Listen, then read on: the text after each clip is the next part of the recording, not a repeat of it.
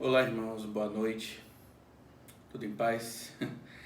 Vamos para a nossa mensagem da noite e nós vamos ler o Evangelho de Mateus, no capítulo 5, o versículo de número 4, que diz assim: Bem-aventurados os que choram, porque serão consolados. Vamos orar? Pai amado, Senhor bendito, que o Senhor tenha misericórdia das nossas vidas, que o Senhor nos ajude, Pai, nas nossas fraquezas. Ó Deus, que a Tua palavra fale aos nossos corações nesse momento e que possamos ser edificados pela Tua santa palavra. Também peço por mim, que apesar das minhas fraquezas, eu possa ser instrumento nas Tuas mãos. É no nome de Cristo Jesus que nós pedimos e já agradecemos. Amém.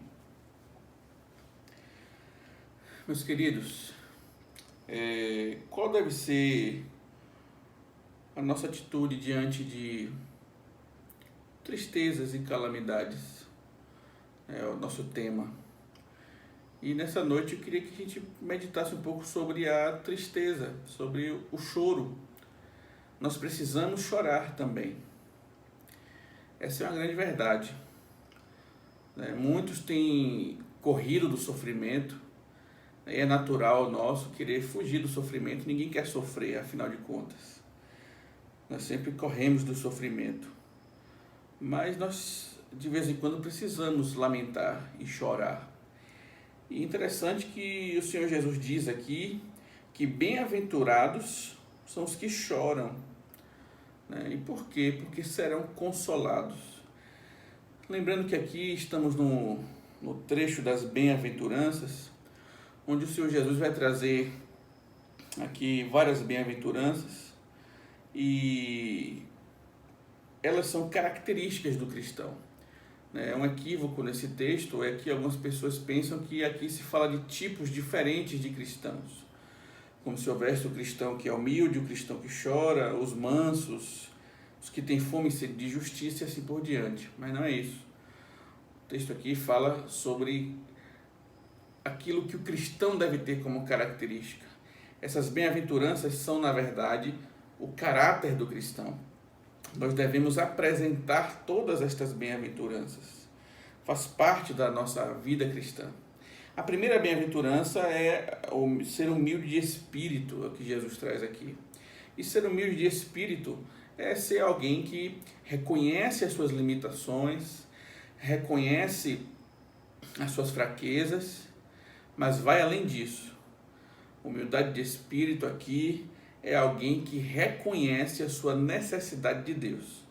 Reconhece que é limitado, reconhece que é pecador e reconhece a sua necessidade de Deus.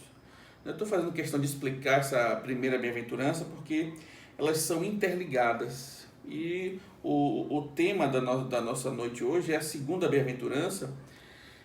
Então, para nós entendermos melhor ela, precisamos ver um pouco o que significa a primeira. Então, a primeira significa isso. Ser humilde de espírito é reconhecer a nossa necessidade de Deus, nossa fraqueza, reconhecer que somos pecadores e que precisamos de um Salvador, precisamos de Cristo. Ele diz, porque deles é o reino dos céus, ou seja, todo aquele que reconhece suas fraquezas e limitações, que reconhece que precisam de Deus, o reino é deles. O Senhor Jesus nos garante isso. Se nós reconhecermos essa limitação nossa e que nós necessitamos de Deus, certamente nós entraremos no reino, não por mérito nosso, porque só podemos chegar a essa conclusão através de uma operação do Espírito Santo primeiro nos nossos corações. E qual é a atitude seguinte? A atitude seguinte é chorar. Mas que choro é esse que Jesus está falando aqui? Jesus está falando, o que ele não significa. O que Jesus não está falando aqui para a gente entender melhor? Primeiro, Jesus não está falando aqui do choro pela morte, pela perda de um ente querido. Não é isso que Jesus está falando aqui. Não é da tristeza que quando alguém morre, nós sentimos aquela dor, sentimos a dor da perda, de alguém que nós gostamos, um ente querido. Não é dessa dor que Jesus está falando aqui, né? Ele não está falando de chorarmos, né, por essa dor.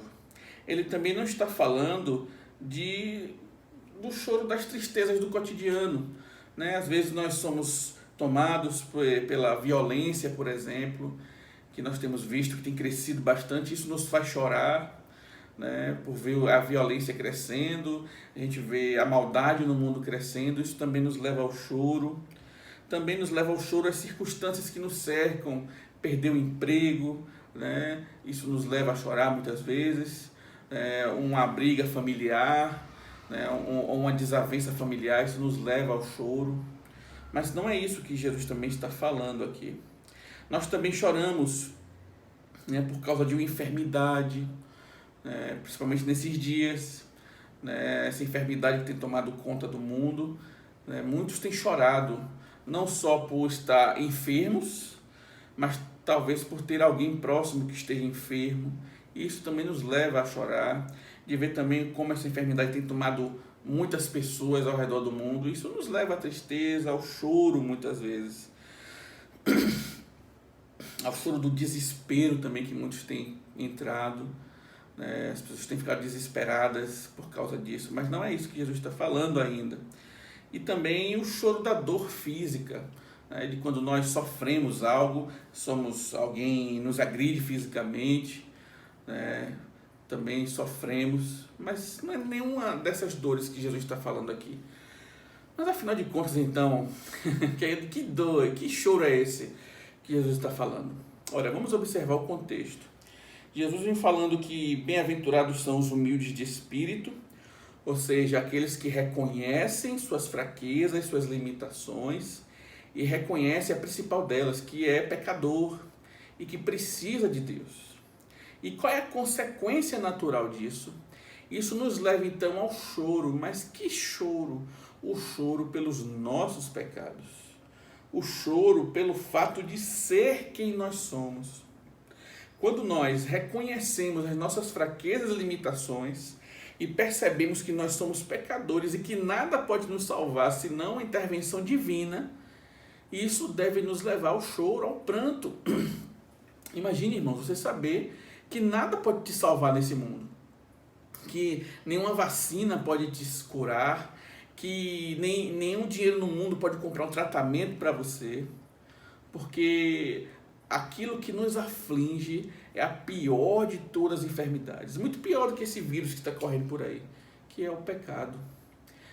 Porque o pecado, ele nos afasta de Deus. O pecado, ele nos bane da presença graciosa e gloriosa de Deus. Então esse choro que Jesus traz aqui é o choro pelos nossos pecados, é o choro por olharmos para nós mesmos e ver quem realmente somos. Não é um retrato enganoso que nos é dito, porque o que as pessoas dizem é que nós somos pessoas boas, que nós somos pessoas especiais. Alguns até dizem, você é especial para Deus, você tem algo especial, mas meus irmãos, a realidade é que nós não temos nada de especial. Sem Cristo, sem Deus, estamos perdidos.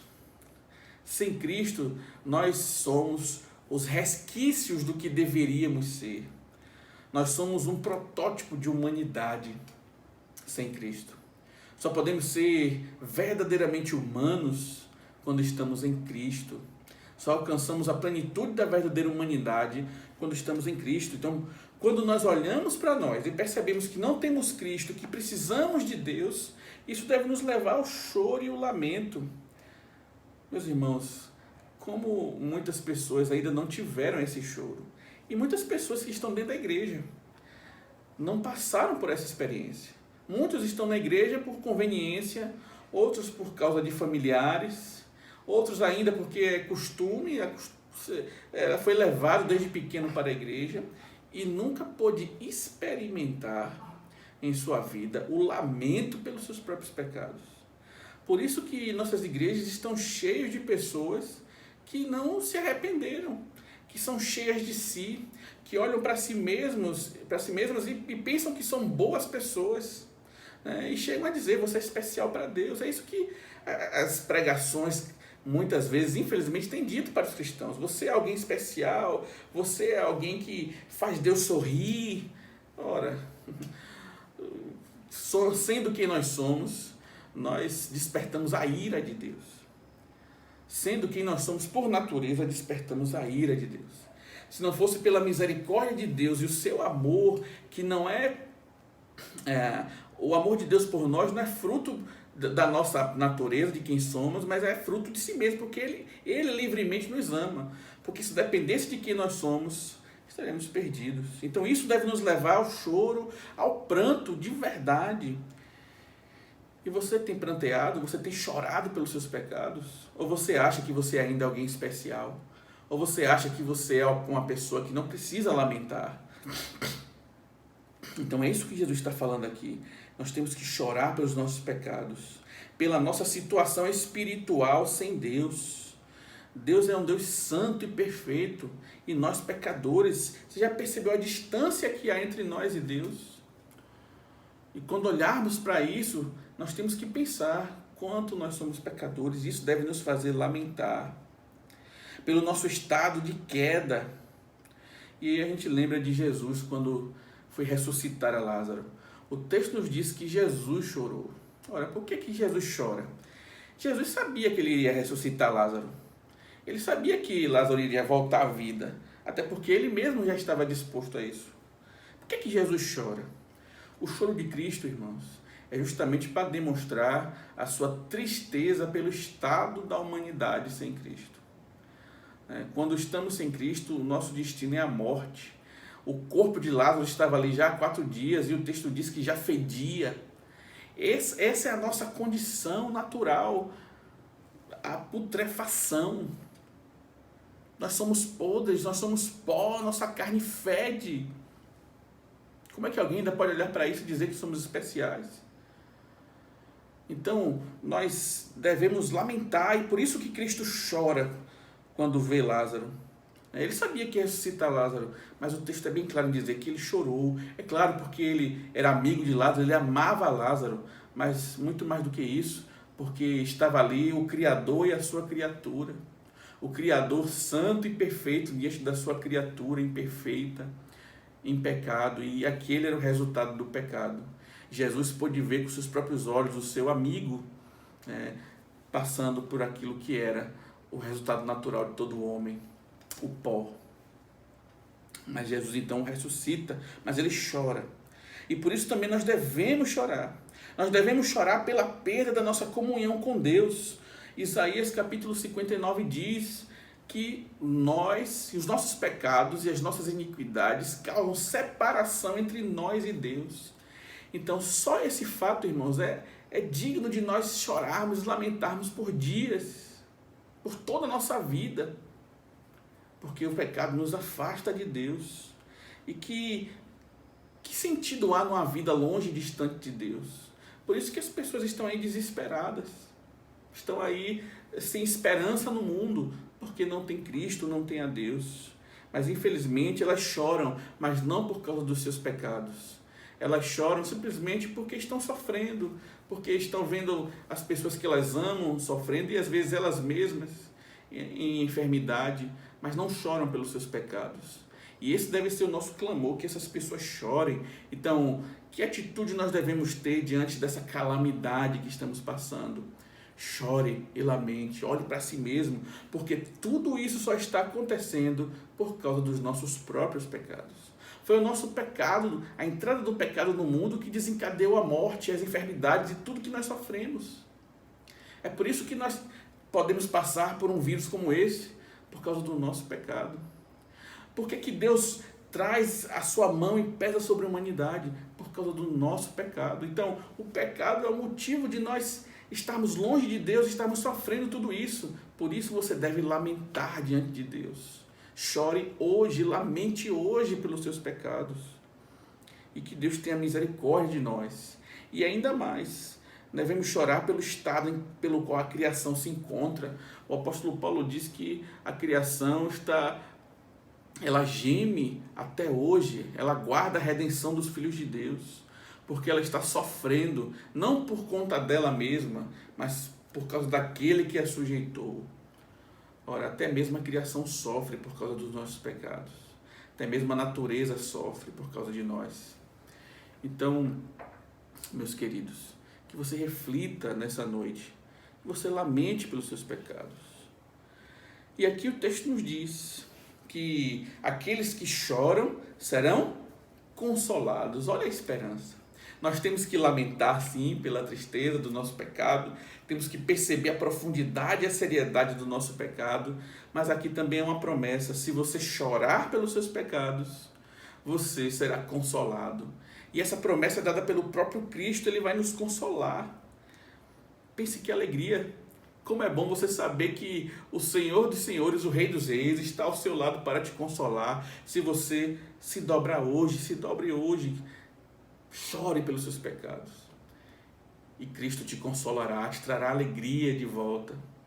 Ainda que o mundo caia e seja destruído, mas nós estaremos com Cristo. Isso é motivo de plena alegria para nós, porque Ele mesmo vai nos consolar. E aí eu quero trazer algumas aplicações para nós. A primeira delas: o que tem feito você chorar? Reflita. Talvez você tenha chorado por causa do desemprego, talvez você tenha chorado porque está em casa, está na quarentena, está chato, porque você não tem as coisas que você queria. Talvez você chore porque Deus não tem realizado os seus desejos. Mas eu quero que você reflita nessa noite sobre você chorar pelos seus pecados, lamente por eles. Segunda coisa: você tem chorado pelos seus pecados ou continua murmurando contra Deus, feito uma criança mimada? Muitas vezes nós só sabemos reclamar de Deus. Reclamar porque estamos em quarentena, reclamar porque Deus tem permitido que essa doença entrasse no mundo, por quê e por quê. Muitas vezes agimos assim, como crianças mimadas, e não entendemos que o Senhor está querendo nos despertar nesse momento, que o Senhor está querendo nos reavivar, nos arrepender, fazer com que a gente se arrependa. Então, chore pelos seus pecados e pare de murmurar. Terceira coisa: somente quando choramos pelos nossos pecados é que podemos experimentar a verdadeira alegria. Eu quero ler aqui Isaías capítulo 61, versículos 1 e 2. Olha o que diz aqui a palavra do nosso Deus. O Espírito do Senhor Deus está sobre mim, porque o Senhor me ungiu para pregar boas novas aos quebrantados. Enviou-me a curar os quebrantados de coração, a proclamar libertação aos cativos e a pôr em liberdade os algemados, a apregoar o ano aceitável do Senhor e o dia da vingança do nosso Deus, a consolar todos os que choram. Olha que maravilha! Então, você tem olhado para cima? Olhe para cima e você será consolado pelo próprio Deus. Ele veio para trazer a mensagem da graça de Deus, o ano aceitável do Senhor. Aqui, profetizar está falando sobre o Evangelho. Ele está apontando aqui para Cristo, e Cristo, depois ele vai ler essa passagem e vai dizer: essa passagem se aplica a mim. Cristo é aquele que traz as boas novas, é aquele que pode consolar o nosso coração quebrantado, é aquele que pode enxugar a sua lágrima, as nossas lágrimas. E ainda, Apocalipse capítulo 21. Vamos ver, Apocalipse 21. Diz assim a palavra do nosso Deus, deixa eu encontrar aqui. Diz assim, verso 1 até o 4. Vi novo céu e nova terra, pois o primeiro céu e a primeira terra passaram, e o mar já não existe. Vi também a cidade santa, a nova Jerusalém, que descia do céu, da parte de Deus, ataviada como noiva adornada para o seu esposo. Então ouvi grande voz vinda do trono dizendo: eis o tabernáculo de Deus com os homens. Deus habitará com eles, eles serão povos de Deus, e Deus mesmo estará com eles. e lhes enxugará dos olhos toda lágrima, e a morte já não existirá, já não haverá luto, nem pranto, nem dor, porque as primeiras coisas passaram. Olha que promessa maravilhosa. Se você estiver em Cristo, Ele te consolará, Ele enxugará toda lágrima, e você viverá feliz para sempre, nos céus, reinando com Cristo, onde não há choro, nem dor, nem pranto, se alegrando. Mas a hora de chorar é agora, porque depois não haverá mais outra chance. Chorar depois será o choro do desespero, o choro do terror, o choro do inferno, porque lá não haverá mais segunda chance. A hora de chorar é agora, é hoje. Chore hoje, lamente hoje pelos seus pecados. E você então poderá ser consolado pelo próprio Cristo, ser recebido por Ele na glória e participar da alegria plena. Meus irmãos, por fim, Cristo chorou para que nós pudéssemos nos alegrar. Cristo chorou. Cristo sofreu na cruz. A Bíblia nos diz que Jesus, enquanto estava no Getsemane, no qual ele transpirava sangue devido à sua aflição, à sua angústia, como ele diz. O choro de Cristo garante a nossa alegria. O choro de Cristo na cruz, o seu sofrimento, a sua dor, garante a nossa entrada no reino dos céus. Cristo já chorou a nossa dor.